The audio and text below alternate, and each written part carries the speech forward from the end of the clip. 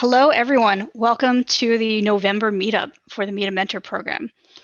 So this is a little bit different than the usual model we go with. We're not doing a panel tonight, but we're actually doing a round of lightning talks. So the basic plan for this is going to be, I'm going to ramble for about 2 minutes about some program updates, and then I'm going to hand off the reins to GyledC, who is going to be our first lightning talk presenter. You can actually see the schedule pinned to the Meet a Mentor private channel. There's also a feedback form linked there. Please open that up and keep it up while you listen to these talks, because all of the presenters tonight would really appreciate your feedback. We have 3 mentees and 3 mentors, some of whom are new speakers. So feedback is important and absolutely welcomed. So please open up that feedback form and give these guys some feedback, these folks. Humans, good humans. On the program update side, we're doing the mentor matching on a rolling basis, so that is continuing. We have not forgotten about you. And if there are any major updates to that, I will absolutely be posting them. I don't have any slides to share for this part of the updates, so I will be sending out an email to recap what I discuss here. The other update I have is that I'm planning to do kind of an end of year survey to kind of dig into what's working with the program, what could use some improvement, any extra ideas that people have for the program, for events and gatherings, happy hours, meetups, anything like that. And the last thing on that note is that we're actually working on putting together a mock interview program. So the very basic idea as it stands right now is to have time slots available and descriptions for jobs so that you can schedule a time slot and go through a mock interview with probably a couple different mentors and actually get feedback on your interview. In addition to that, we're hoping to roll out some type of resume review service as well. So that's in progress. We are just in the very early stages of that, and we're hoping to have kind of the first implementation of that be probably early next year. So not anytime soon, but I wanted to let you know that's on the horizon. I think it'll be pretty cool to just have something that's an internal way to do those practice interviews. We've gotten a lot of questions, and a lot of people have been really helpful in answering others' questions about interviews, resumes, when to take a job, when not to take a job. That definitely comes up a lot. So ironically, I started putting together that the people that are going to put that program together, and half of our talks tonight are actually about have a career focus. So it's pretty cool. And with that, just a reminder, please pull up that feedback form and fill it out for all the speakers. And with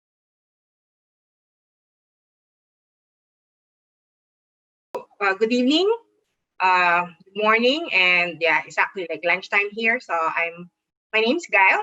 Okay, so I hang around in the Discord. You can search for me, GyledC. So okay, I'm gonna be talking about like InfoSec karma, harnessing InfoSec karma. But let me just go through like a couple of slides here. Yeah. So okay, so this is just basically who am I, my background. So basically, I'm not a computer science major. So I majored in a totally different field and moved into tech during the early part of this century, and then later on, focus on InfoSec. So this is basically my background. So I volunteer with different organizations, and this year I'm really happy that I was able to join the DEF CON Team Village Discord. So and then I was able to sign up as a mentor. I'm also a mentee with the Women in Cybersecurity, or WISES or WISES. So currently I'm a cyber threat analyst. I work remotely.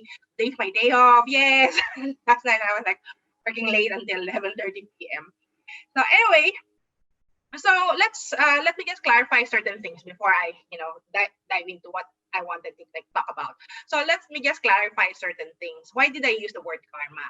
For most people, when they think of karma, it's about like fate. They're like saying like karma is pardon the language, is a bitch or something. So it's sort of like they always think like that is basically the pop culture interpretation of this Sanskrit term.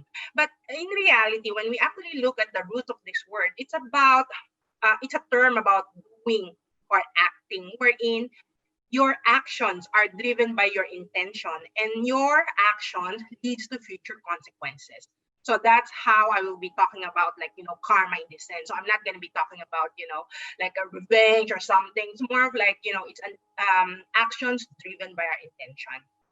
Okay, now, so when I talk about InfoSec karma, first of all, you gotta like ask yourself your why. Okay, why are you like interested in moving or shifting into this particular niche or area? And this will define your intention. The why is very important. Why? Okay. First, okay. It could be that you have this like, oh, I want to, help other people, or it could be like, I just want to have a job, and I heard that there's a lot of like openings and all these things. Yes, you're right. There's like, we always like need people. But I'll be honest with you, the work is quite, it could be quite stressful, and there's always this constant, uplifting of your skill level. So no matter what, whether you're in the red team side or the blue team side, there's always this constant upgrading. And there'll come a time wherein, you'll ask yourself, why do I keep on why do I have to keep on like studying, learning this new stuff? And it's like the why is important. Okay, I've seen other people early on in my career wherein they move into tech and they basically just like say like, I don't want to keep on doing this. I'm tired of constantly having to upskill. I mean, I'm too old to be like, going for this training and all those things. And eventually, they just like, you know, uh, leave the industry or they're just like they're left behind. Now that's why it's very important that your why is clear. So it could be something as simple as I just want to help protect my community, or I want to make sure that people's privacy are protected. Yeah, this is very important because there will come a time where in once you've shifted into the infosec career, depending on your background, like in my experience, I'm female, I'm a minority, I've always been second guessed, and I have to like try really hard to keep on proving myself every day. And I've been in situations wherein I'm a subject matter expert and I'm always questioned. And pardon the language, I've experienced a lot of mansplaining and it's very tiring. And then there was a time, a period in my career, like last year, wherein I thought, or about, like around 2018, 19, I asked myself, do I want to still continue doing this? It's very tiring. And then I just like um, took time out and like thought about what do I really want to do. And I kept back I look back at my main reason why I'm here, why I decided to focus on InfoSec. So that kept me, that kept my fire burning. Okay. Now, so for the second part here, you need to then ask yourself how.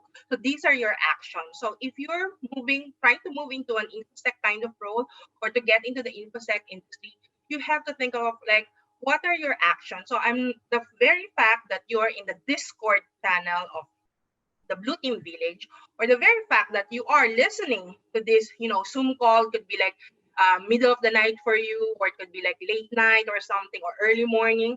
That means you have this in you. Your action is that you want to learn more, you want to listen, and then at the same time, when you think about like your actions, like what are the other things that could differentiate you from other people who are trying to get into the industry?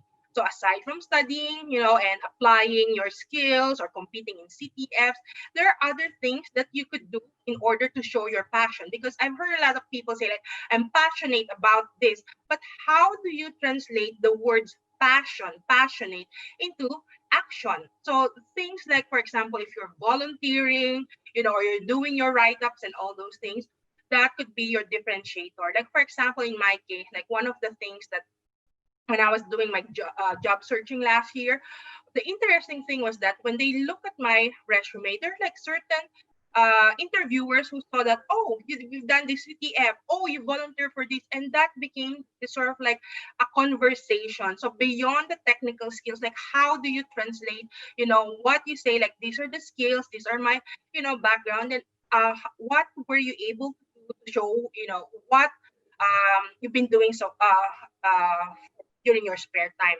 Yes, it could be tiring, but yeah, that would show your interviewer or people around you about your passion about the industry. So now you've already defined your why and then your actions. and then you basically combine them to make sure that you clarify what is your what's going to be your path into the industry.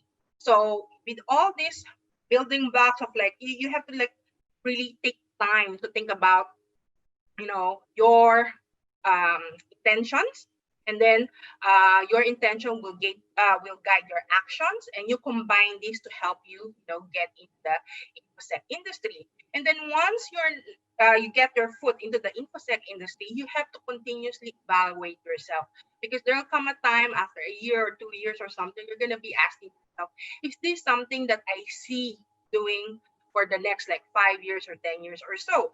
And the great thing about the cybersecurity as an industry is that there are different specializations, and you could move from one area to another. Okay. So anyway, so that's basically what I wanted to share with you about, like, using the concept of karma in the real sense of the word to help you understand yourself, and then what are the things that you can use in order to make sure that you show your passion so that you get into the industry. And once you're in this industry, it is your passion that will sustain you. It is your interest. Okay. So that's all. I think my time's up. If you have any questions, okay, feel free. You can message me in Discord, or my DMs are open via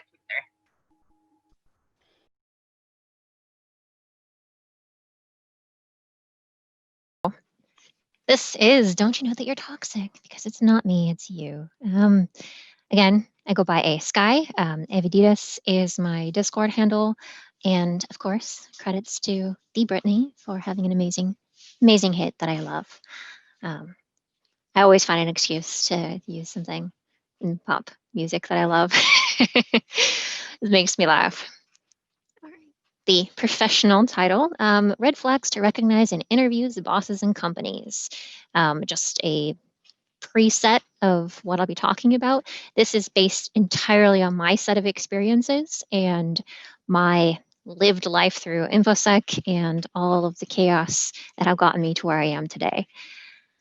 And love BoJack. This is very accurate. I like to use this as a very great way. One of the things Kyle talked about, which was passion. I feel like most people in InfoSec are passionate about what we do. And one of the bad things about that is we get so excited to have a job in information security. We get so excited about this new position that we start looking at them through those rose-colored sunglasses and forgetting to look for normal red flags for toxic work environments. A little bit about me. I will go over this quickly. I started in call centers, so I know what it means to be working in a very high stress, very toxic work environment. I moved sideways over into abuse at, which is a customer facing type security for an ISP. And I chose that over engineering because I viewed at the time that a information security title would translate into better pay, better roles down the road, rather than more money at that particular time. And I was right. Regretted it a lot during that first 2 or 3 years, but in the long term, definitely panned out. I have been a grab bag my entire career, which is, if I can't figure it out, give it to Skye. And then more related to this particular conversation is I had a really nasty run of bad leadership and bad bosses, and it was pretty intense and brutal, and I got through it and got to the other side, and I want to make sure people can learn from my experiences and hopefully won't make the same mistakes that I did. I'm out of there. I'm out of there twice removed from, I consider, a hellscape. And I'm very happy with my current job and my current work environment. So that's about me. Right, so starting from the beginning. So if you haven't said yes yet, if you're just getting in, if you're even just looking for a new information security job, these are my top 3 questions that I ask at the end of an interview or even during an interview, depending on how the conversation flows, because this helps me gauge where that company is in terms of their leadership's view of security, the manager's view of security, and the overall attitude in the organization towards information security. All of those three things matter in your day-to-day dealing with other teams, trying to get projects off the ground, trying to get even just a single policy change done. All of those things affect your actual work and what you can actually accomplish at that job in terms of securing the organization. So these are my top three. That second one, I think in every single interview in the last 3 years that I've done, I've asked it, and it has absolutely given me a gauge to go by on how they respond, whether that's non-verbally, by tone. All of those things kind of culminate in a, maybe I don't want to work for a company that's this new to, hey, maybe you should pay attention to InfoSec.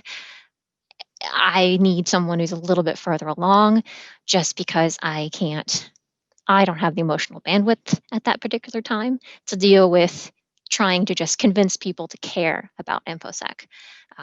This is relative, so sometimes you'll ask these questions and the responses, you're like, yeah, let's start in from the ground. No one cares about InfoSec. That's awesome. You know what? I'm going to go in here. I'm going to lay all the groundwork. I can make sure it's done right from the beginning.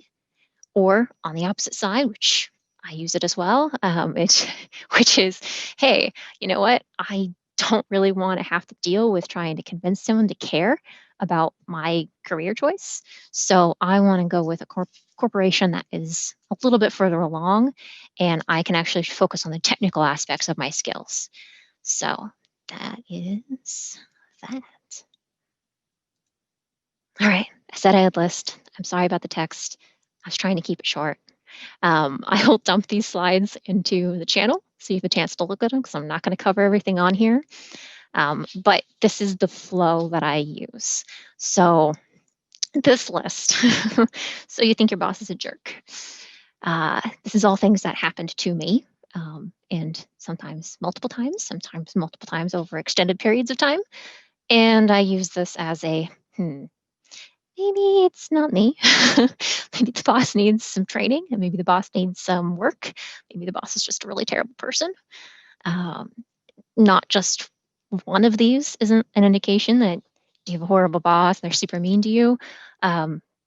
Repetition, multiple choices of this, that's going to have those indications that, hey, maybe my work environment isn't the best. And the reason why I like having this list is because the little thing that I have in there as far as gaslighting is, especially if you've worked for an organization for an extended period of time or a specific person, it doesn't ever really start out big.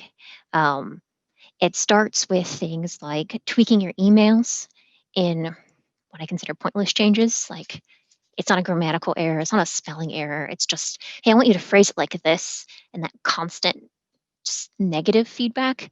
And then it's slowly culminating into things like taking credit for your work, dismissing an idea you have, and then presenting it as their own idea to upper management. That's why I talk about gaslighting, because it is a form of gaslighting to go from, kind of a happy relationship and slowly getting more and more and more toxic over time. One of the things I think it's important to think about, all things information security related, is root cause. And one of the root cause is, hey, is this my boss?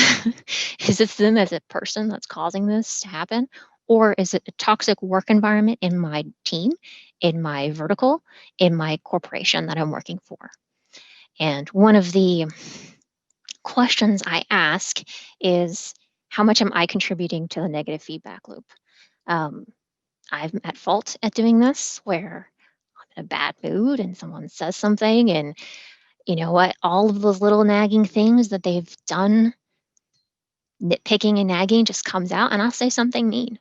And then they respond to that, and then it starts to escalate even further down. It's not necessarily means I'm at fault, but it is important to be self-aware and knowing that your contributions to this isn't zero in some cases, which helps you understand the greater impact of that relationship. I also like that. Do I like my boss and leadership as a person? Do I like them as people? Sometimes that actually makes it worse. I've had a boss who we got along great when I wasn't directly reporting to him. Fantastic. We worked together on projects. It was awesome. The second I reported directly to him, our relationship would just go downhill. It would just get toxic. It would just get nasty. It would just end up being like mean, it seemed like, for no apparent reason. And that's something to keep in mind when it comes to these types of many different flavors of toxic relationships in the workplace. And then I think the last one, the one I want to talk about as far as people who aren't quite in the industry or starting out, is for the job description, am I being paid for the correct range for the work that I'm expected to do? Now, that is a form of toxic relationship if you're going in and only getting a fraction of what you deserve. Sometimes you feel like you might not deserve more, and that will contribute to feelings of resentment and anger down the road. If you would find out a coworker is getting paid more for a job that you're doing, it can get really frustrating really quickly. So this is my set of questions to kind of look at that toxic relationship and try to distance myself from it, as well as objectively think about how I fit in with all of the tiny complex pieces that is, one person working at a typically much larger organization. All right, question time. I made sure that I had plenty of time for questions, so please ask me questions. I'll go back a slide if you want me to see that.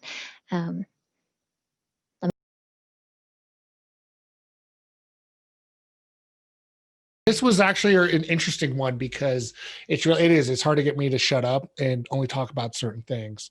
So I started thinking about this and these more actionable things. I was going through the red team field manual and blue team field manual and coming up with a book idea and this idea of just what is quick actionable things we do. So I love this idea of let's do a lightning talk on things that are just the 80-20 rule. What are the 20% of things that you do that are going to give you the biggest benefit in your job hunt? And this can happen at any stage of your career. It can happen now. Like I'm still at a company I completely love, and I'm still having to kind of like work and angle into new departments that I might want to explore. So you're kind of always in this interview mode. So when you start taking away some of these tips, don't think of these as just a complete point in time to get in the door.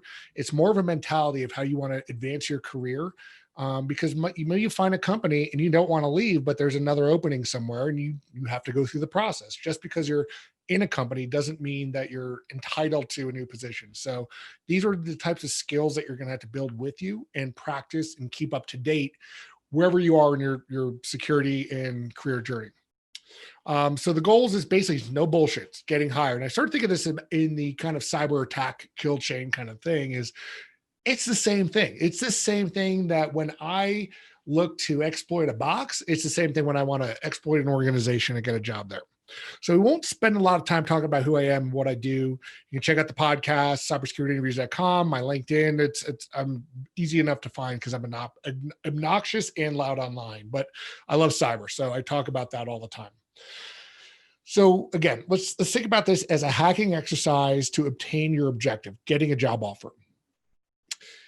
And I like this idea of processing and creating processes and operationalizing things in a way that will increase your chance of success, reduce your stress and anxiety by not having to recreate the process every time, and make less mistakes. So you can focus on what's most important about this is just finding the right culture fit and job. And as you heard from the last presentation, that's a huge element and theme you're going to hear about all of this. Stuff like what I'm presenting to you is to get rid of the mechanical stuff so you can focus on what matters is that cultural fit. It's stressful enough going to all these job sites and figuring out again what you have to copy and paste and all this crap. What you want to do is get to that point where you're having that in-person, person-to-person interview. And so we're going to talk about how to kind of recon the organization all the way to your exploit. But there are basics and recommendations that I have whenever you're going through this process. And your best place to find leads, and we just talked about it, networking. And it can be in person or online. It doesn't always have to be online, but you need to get yourself out there, meet people. Every corporate gig I've gotten so far is going, I'd be really interested in finding out more about that company and reconning it and finding a way in, finding the people so I can leverage them and get to know them and the roles as well as the culture of the organization, and decide this is a place I want to work. Because it's very hard to tell from JobVite or Monster or any of those, just regular sites. And so you want to understand, again, that culture. And you also want to understand the job descriptions, requirements on these job postings and recs. Often they're from HR people, and they're kind of these Frankenstein's monster from past posts. I know I've done it. I've copied and pasted and re-edited Word files of prior requisitions to put into a new one. And so it could be this kind of just blank template that's pulled together from other places, then all these other inputs and sources with inside of an organization, put it in, and overall it's this messy kind of job rec. But they are what they are, and we'll talk about how to get around that when we weaponize this a little bit. But you just understand that it's kind of is what it is. And you always want to have your resume up to date. Once a month, every 6 months, I don't care. Whatever your cadence is, just make it a living document and don't wait until you need to submit it to update it. That's a very rookie move. You want to keep this as kind of a living document. I just re-updated my Splunk one because there might be a new internal role that I was looking at. And it's always one of those things I curate and kind of update with different things we'll talk about as we go on. Because in this, my mindset is you're always interviewing. And I've always encouraged my staff to go out there and find out what else is out there and talk to people. And it really serves two purposes. First, it gives me the feedback on market and competitive intel that I'm not going to get anywhere else. If somebody's interviewing, the people that are doing the recruiting, whether they're directly or indirectly trying to find new talent, they're kind of showing their cards a little bit. So as a manager, I want to know what other teams are doing. And second, it might be a good to bring back new ideas on things that I should be improving on my staff, whether it's better pay, PTO, training, whatever. Maybe they come back to me and they go, holy crap, Acme Forensic Company is offering unlimited PTO. That is so important to me, and hadn't really thought about it till I even heard about that as a concept. Can we figure that out? Because I'd be a happier and more productive employee. If somebody said that, hell yeah, I'm going to figure that out. And I'm not going to know unless what other people are doing. You really want to think of it again from the perspective of the hiring manager. I want to find good talent and not lose them. For me, is to see value in a hire. It takes about 6 to 12 months. And that churn will cost me money. So I want to be very strategic in who I hire and why. And I want to make sure they're happy and we're going to work together. So it's finally to go through this process, be honest with yourself, with the people you're interviewing with. This is the biggest takeaway. Yes, what I'm laying out is basically social engineering to get a job, and that's fine, but just do not lie. Just be honest. All right, let's dive into each step. First, recon. Let's assume you've picked your targets at this point. You've been getting out there. You see what companies are hiring, or that you have to work, who you may want to work for. You do your Google, your research, LinkedIn, open source intelligence on them. How is this company? What do they look like, talk like, language they use, phraseology, their overall feel, their color palettes. Let your brain process all that and kind of churn on that for a couple of days. Just drink from that fire hose. Get to know the people who work there that are in your network. Talk to them, get a feel. Maybe find out people that had left. We were talking about in the prior presentation that maybe there's negative reviews. Well, find some people in your network that maybe used to work there. Get some real feedback. And if it's possible, find the hiring manager for that specific job rec. And this can be really important. You'll get a better idea who's going to hire you, and do open source intelligence in them. Find out about them. Find videos where they spoke at conferences. You get to know their cadence, their body language, if there's regional slang. And you get to know them kind of from afar. That's the beauty of the internet now, and this COVID world we're living in, is getting to see people who they are from the outside. So now that you get your intel gathered, let's move on to weaponization. And you really want to get your shit together.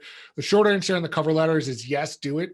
And you can reach out to me. I have a couple formats, because if done right, it can be very effective and let someone know who you are. It's beyond your resume, and it kind of makes you stand out from the hiring manager. And again, we're talking about doing some of that recon. And so when you look at your resume too, make sure it's a clean format.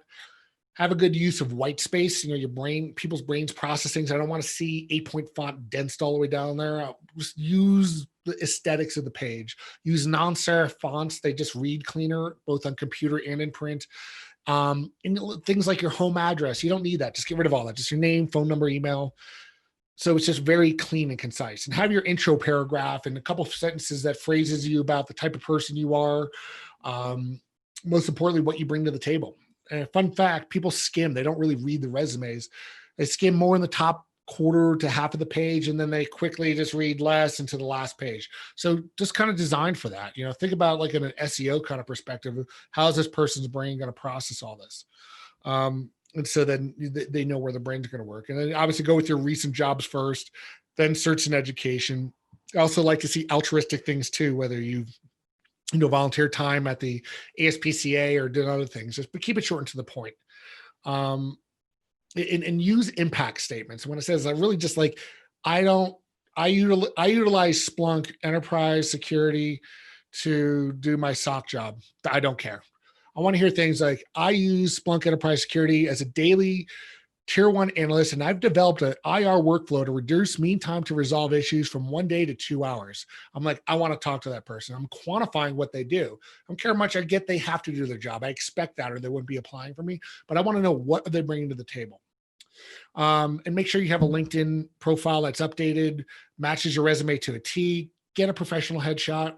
COVID time, you can 100% find people on Craigslist and other online sources to give you, updated headshots. It really is your first impression, and cliche is to say, you only get one chance. So make sure that looks good and at your best, because this is what's presented to you online. And as you design your cover letter and resume, make sure you kind of edit it for each job requisition you're submitting to, personalize it. And you want to use keywords in the rec and use them where they're honest and appropriate in your work history. So if it's seeing things that you say, oh, I do that, but they're phrasing it like that, replace the words. It sounds a little bit heavy-handed, but like what we're talking about is a lot of these are processed in analytic systems and application tracking systems based on keywording. So again, so using the SEO model, just match it with them. As long as you can honestly talk about it, then yeah, use their phraseology. Who cares? The idea is to get that in-person kind of conversation. Run things through Grammarly. Make sure you have people edit it for you. You might make sure your shit is super clean before you submit it, because nothing pisses me off more as a hiring manager is getting a resume and just there's sloppy misspellings and just things are misorganized. It just indicates laziness. And again, finally, just be honest. All right, so now you're ready to fire. You send it out. You're going to send it out, but make sure you're applying to the right person at the right rec. Application tracking systems are notoriously unfriendly, messy, and it's very easy to submit to the wrong job number for an identical role with a different hiring manager in a different region. Just again, measure twice, cut once. And the more you can personalize it, the better. The more you know your target audience. We're just hearing about it again, having multiple formats ready in Word, text, PDF, and LinkedIn. Some of these sites can actually time out as you're trying to convert your Word document into rich text and then move it over and open doc. No, just have all that stuff ready so you don't make a mistake, time out, and then have to go back and make more mistakes. It's going to make you frustrated and sloppy. Have all the stuff is ready in advance. And again, understand how the wording of certain things are going to work, particularly on job certifications, like things for CISSP versus C.I.I.S.I.P. Those are going to be read differently. So understand maybe how those different engines might work and submit it accordingly. So likely you're going to have your first interview with someone in HR, and the initial recruiter, they'll screen you, decide on what the hiring manager want to move forward with. Likely that hiring manager will be the first interview, but you want to ask a lot of questions at this stage of the recruiter. How does the organization do its hiring? You should not be surprised going forward. I mean, you should know what is going to happen as the thing progresses, and whether things are going to be remote or in person, which interviews are tech interviews versus culture interviews. Those are big. Is this a technical interview? Ask up front. You should never be surprised. And get the recruiter's contact info. A lot of times for these applicant tracking systems like JobVite and others, you'll get pinged masked emails and messages. Make sure you actually have their actual work email and cell phone going in so you don't lose it if things should fail. So now let's get into the gauntlet of the interviews. And I know I'm trying to stay on time. It's really hard. And so you want to take these prior steps from building a buyer profile. And let's give you a quick example. I helped my buddy last week and told him cyberstalk for the people that he's going to be interviewing this week. And he's like, I'm technical. Why does this matter? I'm like, just do it. And I was like, don't go into these interviews blind. And so then he calls me up like an hour later. He goes, oh my God, this guy likes craft beer like I do. This guy likes mountain sports like I do. I was like, I know you're building a profile in your mind. You're understanding them. Sure enough, he has interviews, calls me afterwards and says, oh my God, all those people I totally connected with because we had a real conversation. And that's the thing. It's a real people connection. This is social engineering to be give you the best position to get the best job you've ever wanted. And so work on being on that person. I can hire and teach tech skills, but I can't teach someone not to be an asshole after I hire them, nor do I want to. So really, I want to build those connections. Go as you as the person, and practice mock interviews with family, friends, or mock it up yourself and do it. But ask questions that will kind of drive honesty about yourself, so you're prepared. Of what's the worst thing that ever happened to you in the worst day of your job? Explain it. Have you ever had a challenge with a manager? How did you resolve that? Those things, like, have those rehearsed, and then be ready to ask questions like the company's culture, the day-to-day, why that person to you that you're interviewing with gets up and goes to work at that company in the morning. Like, drive into them to see what they care about, what things they want to change within their organization. So engage with them on a human level. And then the icing on the cake is send a thank you note immediately, like quickly. It's a sign of respect, and that people really know that you care about them, and tailor to each conversation that you had with. So as you're taking notes in your conversation with this individual, say, hey, look, I really enjoyed talking about this subject, and be positive. Use confident language. Like, for example, is I look forward to the next steps with this opportunity and meeting the rest of the team. It's not this, I hope, or if you can. It's no, I got this job. You go in, none of the wishy-washy bullshit. If you want this job, you got this job. You have to think in that mentality is, I've already landed this. Assume you have it and you're just going through the motions. Because confidence at this stage is very important to complete your objectives. And again, if you don't have the contact information for some of the people you interviewed with, ask that person in HR recruiting, hey, just want to follow up and send thank you notes. Is it cool if you can give me their contact information? They say, hey, no, we're not going to do that. That's fine. But at least shows you try to give some of that effort. I just realized I'm looking at a slide behind. My bad. Sorry, everybody. I was looking at my speaker notes, not this one. So that was the actual objectives, and then the note. But that's it. Sorry, it was really hard to do in 15 minutes. I don't know if there's any questions on the line.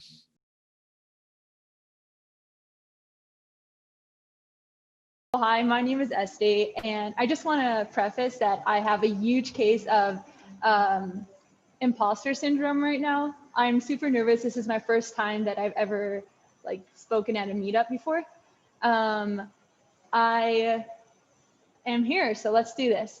So today I'm gonna explain how I passed CISSP without the experience. I just want to demystify it for everyone out there. So quick question, how many of you guys have passed the CISSP? I don't know how many hands I can see on Zoom. The Zoom raising your hand. Let's find out. Got at least one. Anyone else? I see one so far. Okay, awesome. So there's studies that show that the average boost in salary is $21,000. Yet so many cybersecurity professionals with much experience are scared to take it. So I'm just hoping to break that down a little bit and encourage people who are a little bit daunted, but who are interested in taking it to go for it. Okay, wait. So it all started with COVID. I was working in a Brooklyn startup as a software developer, and I was loving it, but I always had my head that one day I would go and do security. And COVID came. I was in New York, so I went home to Colorado, and I decided to finally make the transition that I've been thinking about. And after speaking to different mentors and professionals in the field, I decided to enroll in a cybersecurity bootcamp. So I'm currently in SecureSet. I'm in the last month, and I decided to go for the CISSP exam. I was at home at that time, and I have a really large family. There were 6 other siblings at home, and I shared a room with my siblings, so it was really hard to study at times. But I did it, and so can you. So if you want to be real at CISSP, you need 5 years of professional experience in at least 2 of the 8 domains. Now, you can bypass 1 year by if you have a bachelor's degree or any other certifications. So I'm currently an associate of ISC squared, and why I love that so much is it really helped me break into the field. It really helped give me a broader understanding of the different topics of cybersecurity. And also, you know, from all the research that I did, there are a lot of professionals who have years of experience, yet it's a challenge for them to take the CISSP. They're afraid to do it because it's a lot of work. So I would prefer to put in the work now than in 5 years. So the best piece of advice that I got was, if you could just wake up, that would be great, right? Like, once you wake up, then all you have to do is study. You have to set goals and decide how much time you're going to need to study. Most people need around from 60 hours to 150 hours. I personally studied for 90 hours, and I broke that up into 3 months. Every single morning, I would wake up at 5 a.m., I would go biking, and then I would study for 3.5 hours. And when I was feeling more confident, I set a date and I booked the exam. Here's a little like hacker trick that you're not supposed to use, but if you get really, really nervous, then, you know, theoretically you can call in sick because of COVID. No, I'm kidding about that, but it's something that like kept me in my mind going. You know, it gave me kind of a way out, and it kept me forward and motivated me to continue on. I used the CyBEX book, and that was like my best resource. I read through it a few times, and everyone has like their own way that they like taking notes. Some people like doing flashcards. I would read through the books 2 times, and I would highlight, I would, you know, write notes on the side of my books, and there I would focus on taking the exam. So at every end of the chapter, there's exams, and if I didn't get a score of over 80%, I want to go further. I would read the chapter again. There's also a really great CyBEX book of quiz questions that I used, and I, you know, completed the entire book because practicing quiz questions is extremely important. So I focused on the action. For 3 months, I did not have a life. This was my room. There's this really great channel called IT Dojo, and it has over 100 awesome videos with 2 questions a day. I watched every single one of those videos. I joined the Discord chat to get more support. I blocked off Sundays for practice tests, and I spent roughly 50% of my time studying and 50% of my time testing. I did a lot of practice tests. And the thing about the CISSP is you cannot cram. There's no point in that. If you do not put in the time beforehand, then you will not be successful. And so the day before the exam, I stopped studying. I wanted to clear my brain completely. I had a great night's sleep. I had a great breakfast, and I came to the center, the testing center, an hour early, 45 minutes, an hour early. You need to get fingerprinted, and like the whole process of registering takes time. So I definitely recommend going early. The test is adaptive, and the thing about the test was that it was different than any of the rest of it was different than the rest of the tests that I've taken, in the sense that you really needed to be very analytic about the way that you answer the questions. You have to answer the questions from the role of a manager. There will be 4 answers, and 4 of them will be right, but 1 of them will be the most right. And you have to read the question over and over, and you have to read the answers over and over, and just try to say, what is the question really asking of me? You have to proceed extremely carefully. Make sure to take breaks and don't stress out. When I got my passing paper, I was smiling for the next 48 hours. I was just so happy and so thankful that I was able to pass it. But even more so, I was thankful and appreciative that I got the opportunity to learn all the concepts in the CISSP. And I'm excited to be part of the ISC² community. It always seems impossible until it's done. I was so nervous before the exam, and I thought there's no way I'm passing this. Even entering into the field of security, for those who haven't, entered or are on that edge, and cybersecurity professionals seem so smart. A lot of it is just about prioritizing. If you're passionate about this, and if you prioritize it and you set the time for it, you will be successful. And I would strongly recommend anyone who is passionate about that and is eyeing either the CISSP or just entering the cybersecurity realm. It's possible, it's incredible, it's well worth it. If you are in that middle shift, jump and make the move. And thanks for listening. I would love if you could to connect with you on LinkedIn. And yeah, that's it.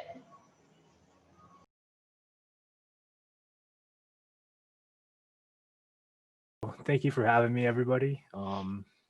I just wanted to do this talk on purple teams. I didn't really know too much about it, and it was just something I wanted to research. So I decided to do this talk, and I just want to share with you what I found. I think that it could help, and yeah, it's just going to be like a high level talk of just like overview, nothing too technical. So to begin with, I just want to introduce myself. My name is Jeff Jung. These are my social media handles. You can you can add me there. This is just some information about me. I enjoy watching movies, listening to music. I like making videos. I have a YouTube channel where I make YouTube videos about like the cloud and AWS and stuff. And I have a bachelor's in kinesiology and a minor in economics. And I'm just getting into this whole cybersecurity world. So I'm still learning, and this is just part of my journey. It just helps me to kind of learn by talking to people. I don't really have a lot of skills, but I'm comfortable, presenting and stuff like that. So I'll just start off with this. This is called a build, attack, and defend pyramid.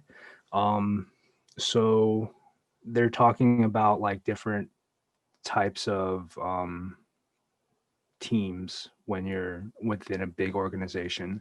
So a yellow team at the top is like they make programs, and then there's an orange team and a green team, and those are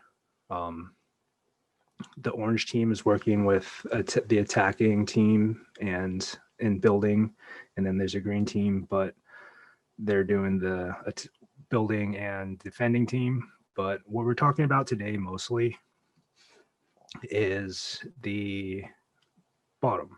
So you have a red team and you have a blue team. And so I kind of knew that, but I've heard about this purple team. So I was like, what is purple team? And so apparently what it is like, it's combining your red team and your blue team to be more efficient and to be able to have like to be able to profit off of one another from each other's knowledge. So purple team, just remember, it's like bridging your attackers and defenders with the overall goal of better security. So I wanted to bring this up, synergy, right? So like if you have two teams that don't work together well, they're not going to benefit. There's not going to be a benefit of them. Okay, what I'm trying to say here, I'm trying to say that when you have teams that work, two things that work together, like the benefit is better than the than the sum of the parts, if that makes sense. So I just want to say sometimes organizations do have good security teams that work well together. So in those sorts of in those sorts of situations, you don't need a purple team if your two attackers and defenders are working well together. So yeah, just want to say that. So here's like the business use case is like, let's say you have a red team and they're kind of like, there's like a leash on the red team because they don't want them to go off and do too many crazy things. So the company like keeps them like really close to the company. What that will do is it will make it hard for them to do their job, and they get demoralized and they feel restricted, and it's just not good for the big picture of the secure networks. Sometimes you'll have a blue team and they'll come up with all these different sorts of ways to defend, and they will not share with the red team. And so what happens is this is the problem is they don't really help each other and benefit one another, right? You can also run into these problems where the red and blue teams are not designed to interact because management might not see them as having a common goal, right? So sometimes it's just a case of the leadership not really understanding that to have a healthy functioning organization, you need to have your two sides of security working together. So here's a solution, right? You have a purple team, and the purple team just basically, they just oversee and they sort of facilitate stuff, which is really interesting to me. I find it fascinating about like training and practicing and developing skills. So this purple team like is pretty cool to me. So what they have is something called tools, tactics, and procedures, which is like the strategies that an attacker will, take and like to exploit a system. And that's like what needs to get shared is that they call it TTP. So if you have your TTP being shared between your two teams, it allows information to be shared about adversaries, right? Because what are we doing? We're practicing for the real world of like a real bad person coming in and trying to try something. So if you have sharing, you have a better chance of stopping them and better understanding. And yeah, that's done with the purple team. So the way to implement this is like this part's pretty interesting. It's just like how you would bring it into reality. So like, yeah, that's a good strategy, but you want to have concrete steps that you can take to make it happen.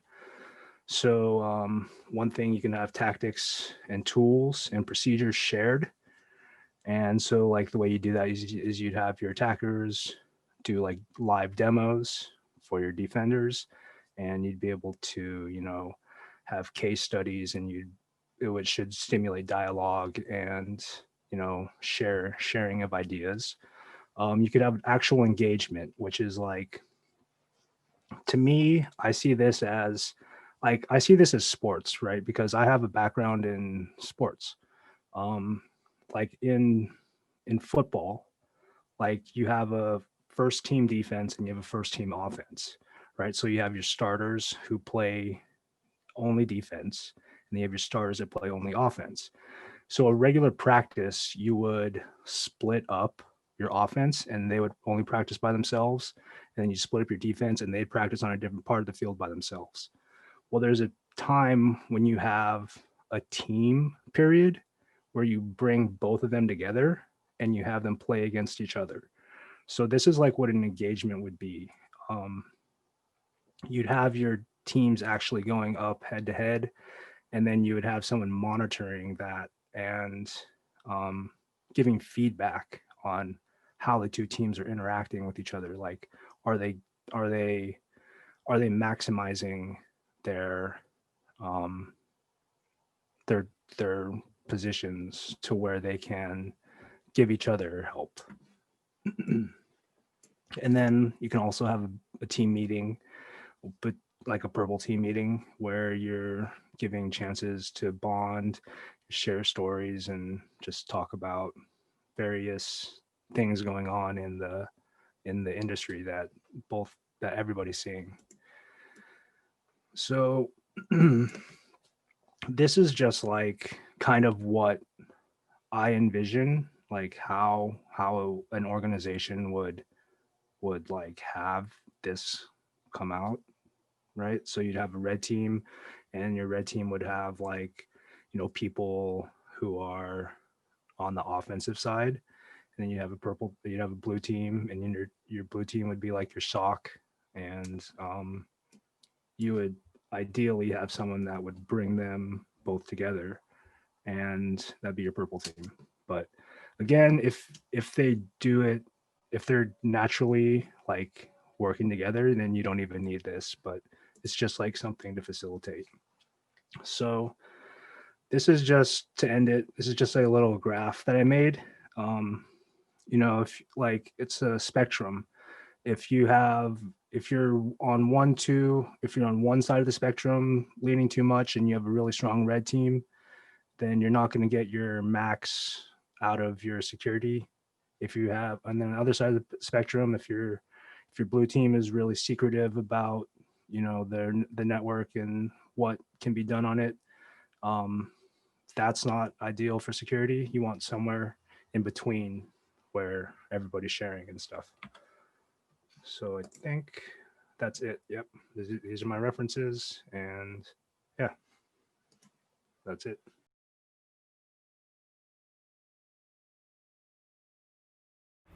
Hello everyone, I'm Prachi Sabarad and I'm a computer science and engineering student.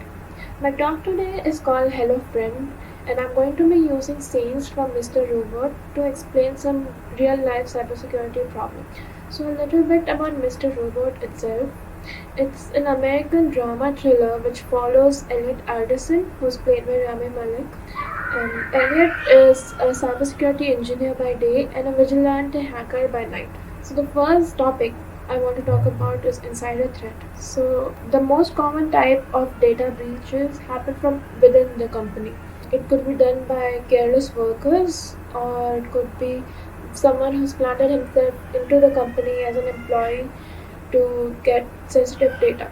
So we're going to watch a clip from the show to see what insider threat looks like.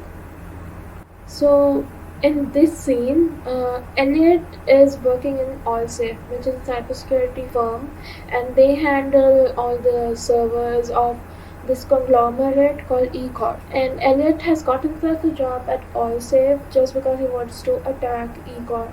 As you could see in this clip, he has gained root access to their servers. As you can see, over the years, the percentage of malicious insiders has increased a lot. It went from 25% in 2016 to 34% in 2018, and it could be a lot more right now. So the biggest data breaches happen from inside. Edward Snowden proves that. He was an insider threat to the NSA. He leaked their sensitive data and exposed about surveillance program. The cost of insider attacks also keeps rising, as you can see in this graph. Over the last 2 years, the number of incidents has increased by 47%. That's a lot.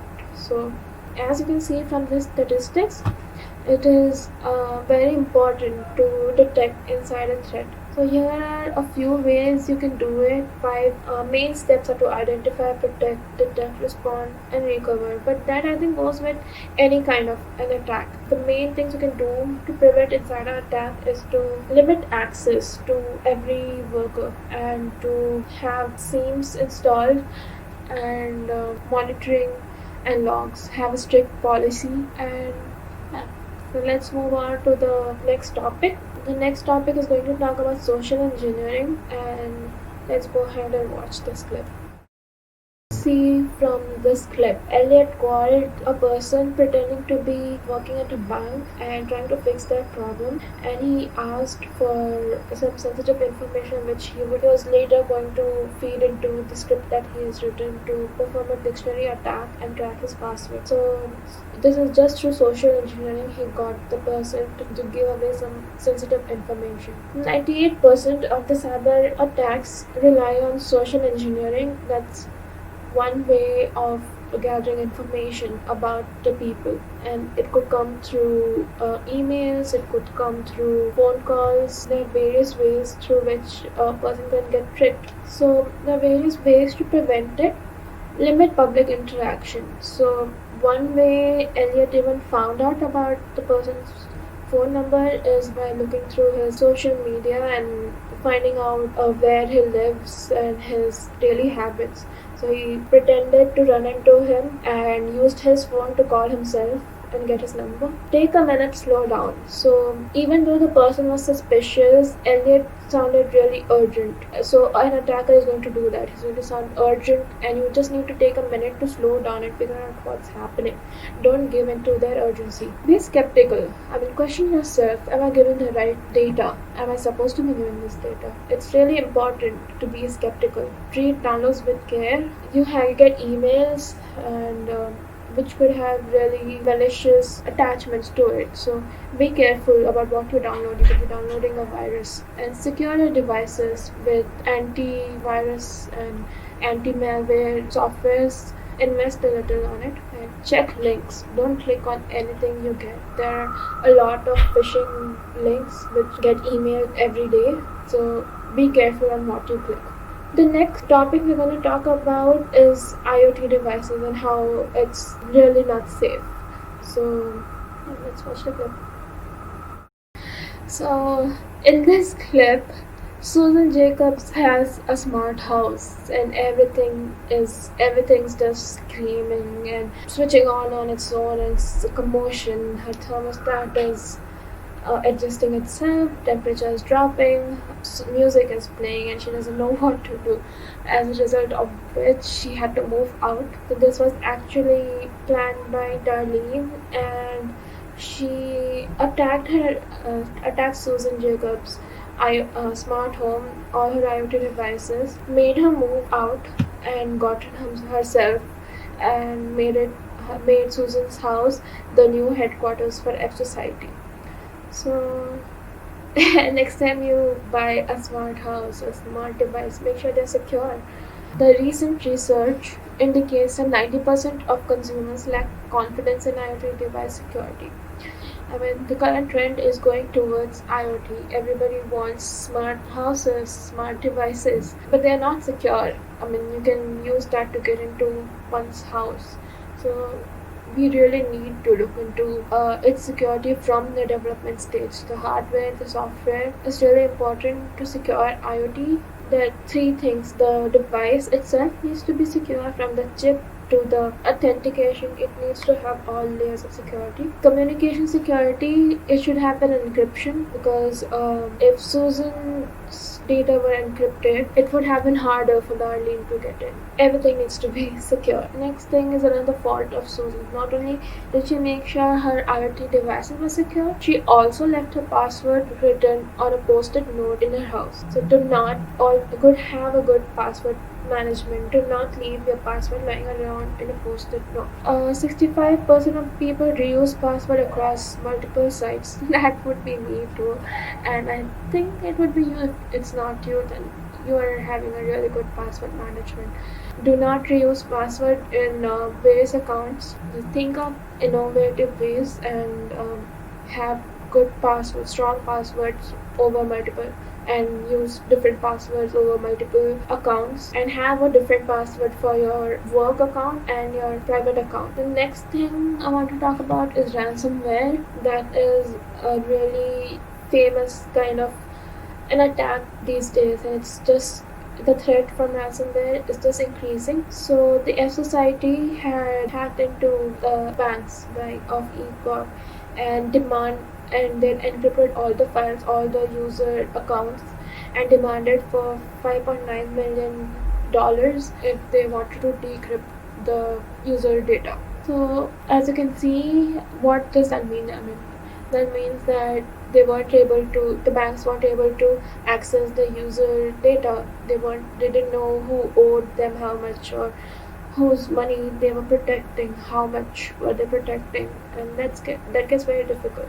That's the kind of threat which is happening to universities, to corporations. It's on the rise. It's estimated that a ransomware attack will take place every 11 seconds by 2021, and the damage in this year itself is over $20 billion. So protect your businesses.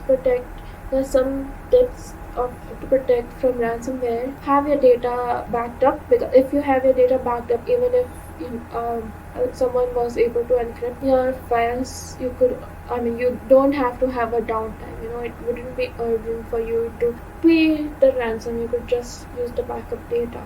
Even though, you should make sure that no one even gets your data to encrypt them, but it's a safety precaution to have a backup. Don't click on links in emails that comes back from social engineering. Be sure what you click, because you could be downloading a ransomware program into your system. And scan emails for malware. Have firewalls and endpoint protections. Make sure no malicious user gets into your network, and protect your information. And yeah, so hope this talk was informative, and any questions, I'll be taking them over on Discord. Thank you so much.